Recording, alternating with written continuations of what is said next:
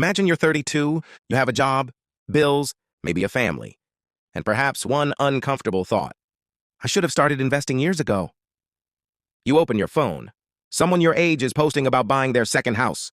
Another person just launched a business. Someone else is talking about retiring at 40. And suddenly, your 30s feel late. But here's the truth. Your 30s might be one of the most powerful decades of your financial life, because wealth isn't built by starting young alone. It's built by creating a system that gets stronger with time. Consider two people. Alex starts investing $500 a month at 30. Jordan starts investing $500 a month at 40. Assume both earn an average 8% annual return. By age 60, Alex could have roughly $745,000. Jordan? About $300,000. Same monthly contribution, same return, but 10 extra years created a massive difference. That's the power of compounding. And this is where your 30s become interesting, because you're old enough to understand money, but young enough to give your money decades to work. So what actually happens if you start building wealth in your 30s? Let's follow the journey. Level 1. You stop chasing money and start building a system. At first, nothing dramatic happens. You don't become rich overnight. Your investment account might show $2,000, then $5,000, then $10,000. It feels almost insignificant. But something much bigger is happening. Your behavior is changing. Instead of asking, "Can I afford this?" you start asking, "Does this move me closer to financial independence?" That's a completely different mindset. And it changes how you spend. You start tracking where your money goes. You notice subscriptions you don't use, impulse purchases, lifestyle upgrades, debt payments, and perhaps the biggest realization, your income isn't your wealth. If you earn $100,000 but spend $100,000, you're not building wealth. You're simply moving money through your bank account. Wealth is what you keep and what you invest. This is why one of the first steps is creating a gap between income and spending. Maybe you earn $5,000 a month. Instead of spending all $5,000, you create a $1,000 gap. That $1,000 becomes your financial engine. Emergency savings, retirement accounts, index funds, a business, education, assets. Suddenly, every paycheck is doing more than paying bills. It's buying pieces of your future. And this creates the first major transformation. Money stops being something you consume. It becomes something you deploy. But then comes the next problem. Your savings can only take you so far. Level 2. Your income becomes the biggest wealth tool. Here's something people often misunderstand about investing. When you're starting from zero, investment returns aren't the main story. Your income is. If you have $10,000 invested and earn 10%, that's $1,000. Useful. But if you increase your annual income by $20,000, you can potentially invest that difference every year. That's why your 30s can be financially explosive. Your skills are becoming more valuable. Your experience is increasing. Your professional network is expanding. And you may have more leverage than you had at 22. Imagine someone earning $40,000 at 25. By 35, they develop specialized skills and move into a $70,000 role. Then $90,000. Then $120,000. The real wealth-building opportunity isn't simply earning more. It's avoiding lifestyle inflation. Because there's a trap. You get a raise. Then you upgrade the apartment. Buy a more expensive car. Take bigger vacations. Upgrade your phone. Increase your monthly expenses. And suddenly, the raise disappears. The wealthy often think differently. When income rises, they increase their asset purchases before increasing their lifestyle. More income, more investments, more ownership, more optionality. This is also where business enters the picture. A job can produce income. A business can potentially produce income and ownership. Stock gives you ownership in companies. Real estate can give you ownership of property. A business gives you ownership of an economic machine. You don't necessarily need to become an entrepreneur. But understanding ownership changes the way you see money. Because wealthy people don't just ask, "How much do I earn?" They ask, "What do I own?"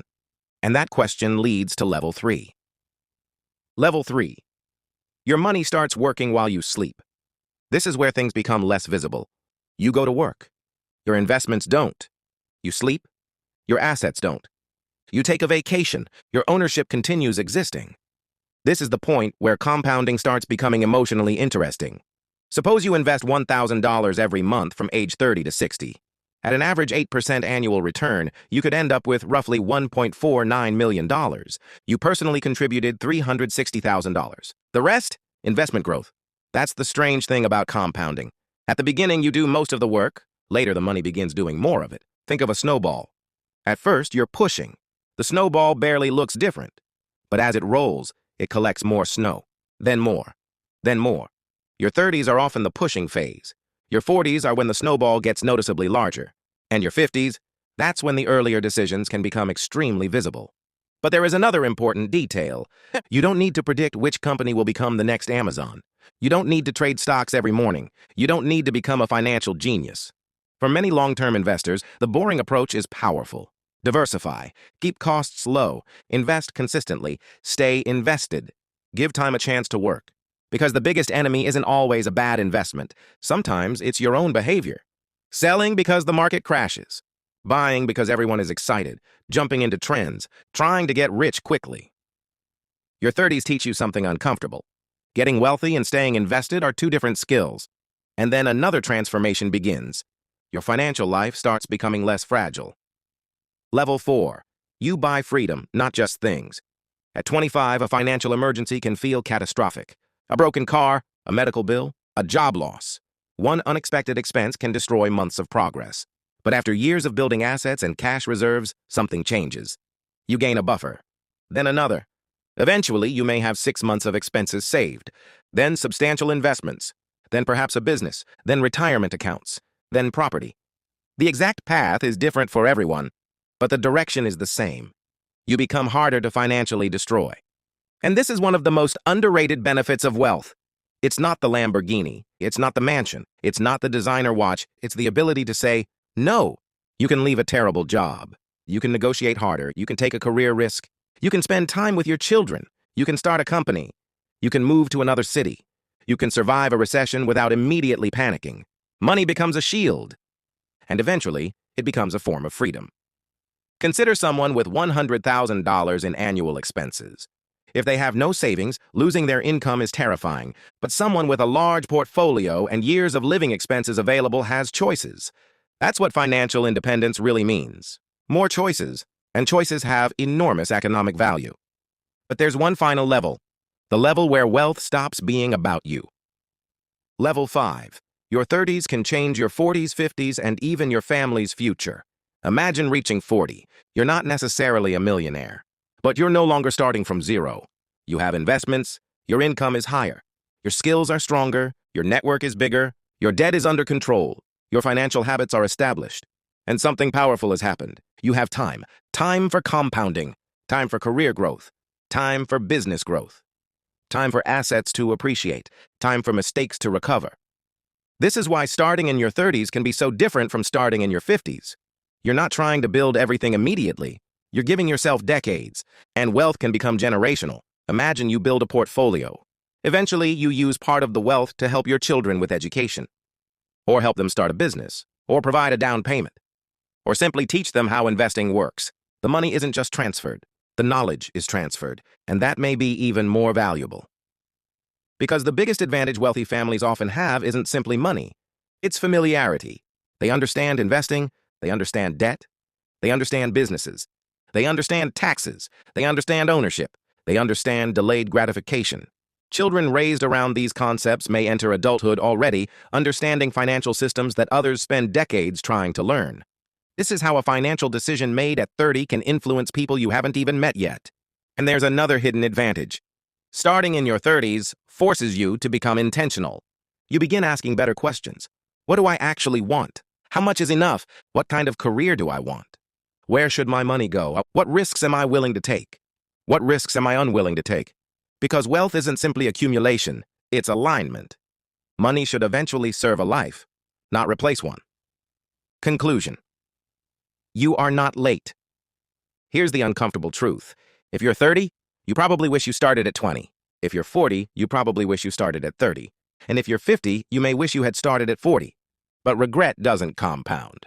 Money does. The best time to plant a tree may have been 20 years ago. The second best time is today. Your first investment might be small. Your first business might fail. Your first attempt at increasing your income might not work. You might make financial mistakes. That's normal. The goal isn't perfection. It's direction. Start creating a gap between what you earn and what you spend. Build an emergency fund. Destroy expensive debt. Increase your income. Buy productive assets. Invest consistently. Avoid lifestyle inflation. and give the process time. Because 10 years from now, you will still be 10 years older. The question is, will your money be older and working for you too? Your 30s aren't the end of your wealth-building journey. They can be the moment it finally begins. And the most powerful thing about starting today isn't that you'll become rich tomorrow. It's that you'll give your future self something incredibly valuable. Options. The option to work because you want to. Live where you want. Take risks. Help your family. And eventually decide what your time is actually worth. Because the real purpose of building wealth isn't to own more money. It's to own more of your life.